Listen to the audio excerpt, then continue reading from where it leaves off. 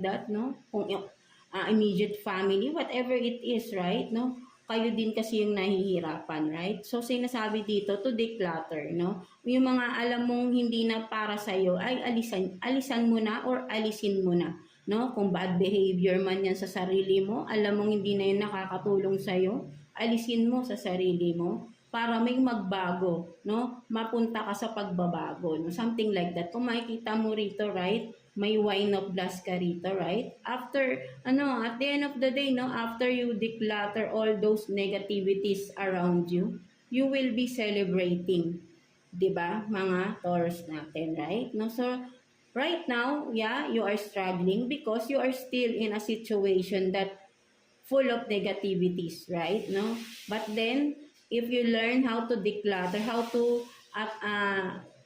sabihin natin umalis, no, sa sitwasyon na alam mong hindi na para sa'yo,